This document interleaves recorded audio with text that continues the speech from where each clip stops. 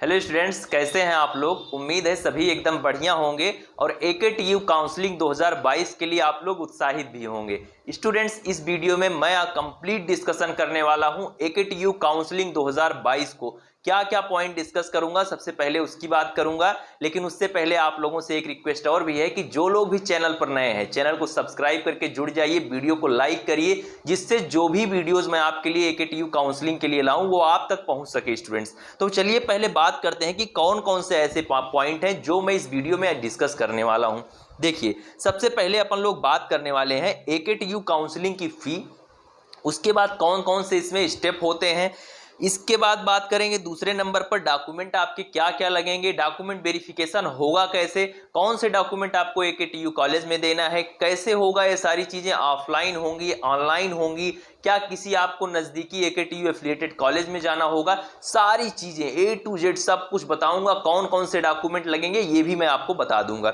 चलिए सबसे पहले शुरू करते हैं, बात करेंगे अपन लोग कि AKTU काउंसलिंग के लिए क्या करना होगा सबसे पहले और फी क्या होगी। सबसे पहले आपको AKTU की ऑफिशियल साइट AKTUAC.in या फिर uptech.admissions.nic.in, इन दोनों साइट में से किसी एक साइट पर यह लिंक एक्टिव होगा काउंसलिंग का। ये अभी कंफर्म नहीं है, जैसे ही कंफर्म आ जाएगा, इसीलिए तो कह रहा हूं ना, चैनल को सब्सक्राइब करके आप लोग जुड़े रहेंगे तो मैं यहां पर हर स्टेप बाय स्टेप काउंसलिंग करके दिखाऊंगा, डॉक्यूमेंट वेरिफिकेशन आपको करके आपके सामने दिखाऊंगा, चॉइस फिलिंग दिखाऊंगा, कोई दिक्कत आपको होने वाली है नहीं। तो इन दो साइट्स पर आपका सिंपल रजिस्ट्रेशन होगा। रजिस्ट्रेशन की आपको फी पे करनी होगी 1000 रुपए। जब आप लोग 1000 रुपए रजिस्ट्रेशन फी करेंगे, उसके बाद आपका डॉक्यूमेंट मांगेगा। वहां पर डॉक्यूमेंट में आपसे क्या मांगा जाएगा, वहां पर डॉक्यूमेंट में आपसे आपका आधार कार्ड, आपकी पिछले वर्ष की marksheet, 10th 12th marksheet, photo मांगेगा, एक आय निवास मांगेगा आपसे। वहां पर यदि आप जाति प्रमाण पत्र लगाते हैं, आप किसी कैटेगरी से बिलोंग करते हैं, तो आपको अपना जो है जाति प्रमाण पत्र यानी कि caste certificate, income certificate, domicile certificate, ये 3 चीजें आपको वहां पर देनी होंगी स्टूडेंट। उसके साथ ही आप लोग जब ऐसा कर देंगे तो आपका डॉक्यूमेंट वेरिफिकेशन जब हो जाएगा, एक दिन बाद दूसरे दिन ही हो जाता है, कभी कभी 1 घंटे में ही हो जाता है डॉक्यूमेंट वेरिफिकेशन, 1-2 घंटे में ही हो जाता है।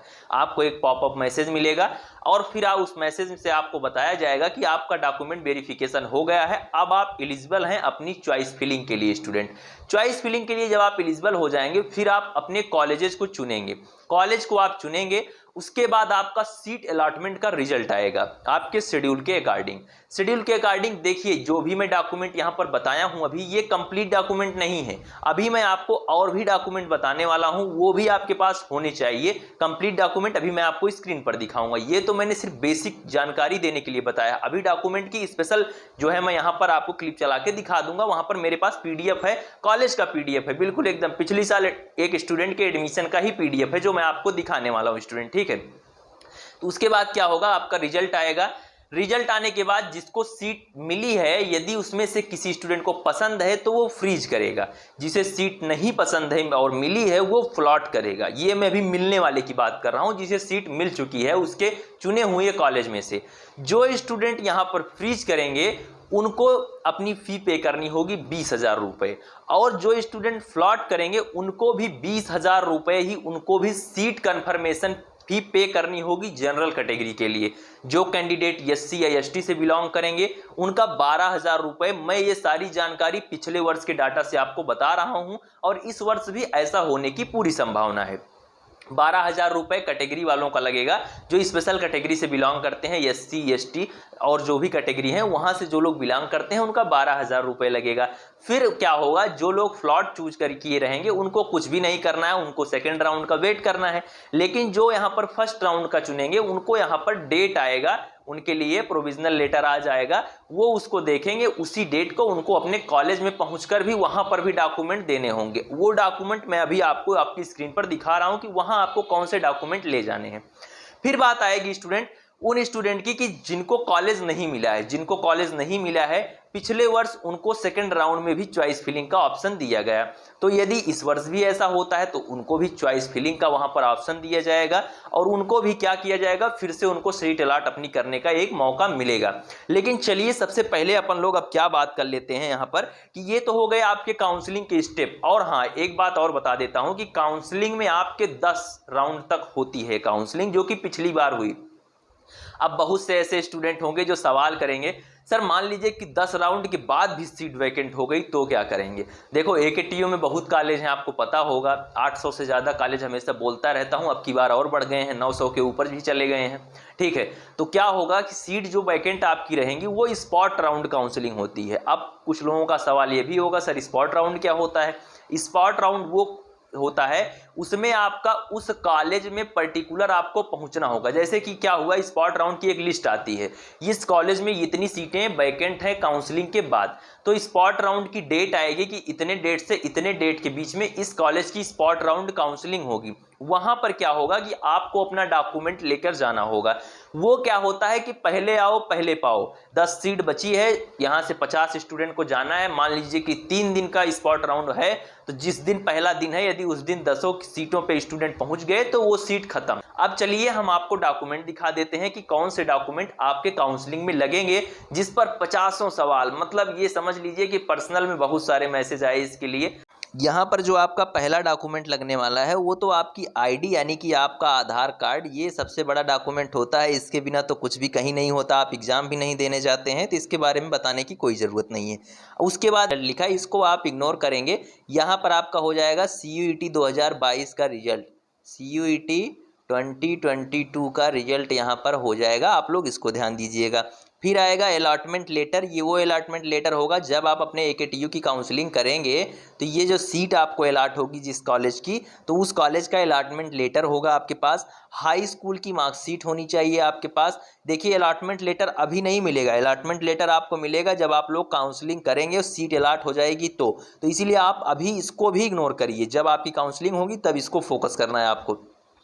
फिर यहाँ पर इंटरमीडिएट की मार्कशीट, उसके बाद यदि आप लेटरल एंट्री में आप लोग एडमिशन लेना चाहते हैं तो आपके अपने डिप्लोमा की मार्कशीट होनी चाहिए, पॉलिटेक्निक की या जो भी डिप्लोमा आप किए हों। उसके बाद डी फार्मा वगैरह के स्टूडेंट होते हैं जो अपना बी फार्मा करते हैं लेटरल के लिए, तो उनका हो जाएगा।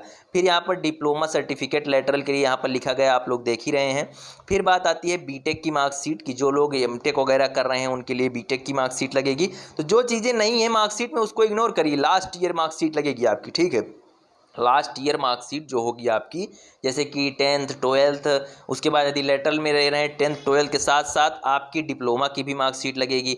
फिर आपका डोमिसाइल सर्टिफिकेट लगने वाला है, इनकम सर्टिफिकेट लगने वाला है, कास्ट सर्टिफिकेट लगने वाला है, कैरेक्टर सर्टिफिकेट लगने वाला। कैरेक्टर सर्टिफिकेट आपके इस कॉलेज में बनेगा, पिछला जो कॉलेज आपने किया है वहाँ से TC और कैरेक्टर सर्टिफिकेट आप लोग निकलवा लेंगे।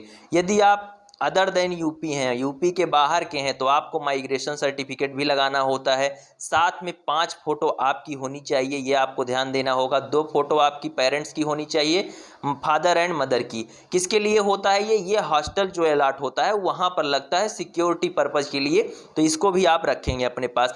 गैप सर्टिफिकेट उन स्टूडेंट का लगेगा जिन्होंने गैप किया है। यदि आपका गैप नहीं हुआ है 10th या 12th के बाद या BSc करने के बाद आप डायरेक्ट बी फार्मा कर रहे हैं, मतलब आपने पढ़ाई में गैप नहीं किया है, तो आप लोगों को कोई दिक्कत नहीं होगी, आपको गैप सर्टिफिकेट नहीं देना है। ये कहाँ बनता है, ये बनता है आपके नज़दीकी कोई वकील हो जो कि आपका कोई भी काम करता हो, नोटरी वगैरह का काम करता हो, स्टाम्प पेपर का जो काम करता हो, वहाँ पर आपको एफिडेविट बोलेंगे, वो आपको गैप सर्टिफिकेट बना के दे देगा कि हाँ आप इतने दिन कहाँ थे, यही चीज़ कॉलेज को आपको सेटिस्फाई करना होता है।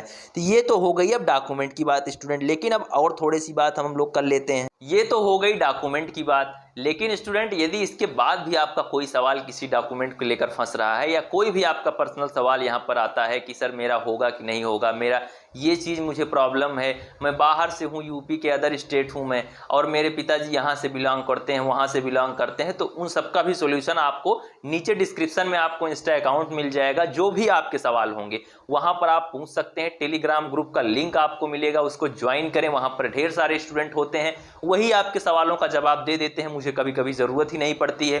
तो इस तरीके से रही ये वीडियो जिसमें मैंने AKTU काउंसलिंग को बेसिक्स जो जानकारी थी उसको समझाने का प्रयास किया। और भी अब वीडियो जिसका सीरियल आएगा और प्लेलिस्ट बनेगी AKTU काउंसलिंग 2022। उस प्लेलिस्ट की हर वीडियो इंपॉर्टेंट होगी और कोशिश होगी कि हर दूसरे दिन ये वीडियो आएगी। जिस दिन काउंसलिंग स्टार्ट होगी उस दिन तो छोटी छोटी चीज़ों पर, आपको सारी चीज़ों पर, हर चीज़ आपको सिखा देंगे कि काउंसलिंग करना कैसे है, एडमिशन आपका कैसा होगा, आपको अच्छे कॉलेज में पहुंचाना, अच्छे प्लेसमेंट वाले कॉलेज में पहुंचाना ही हमारा मकसद है। Thank you, bye bye, love you all, नमस्कार।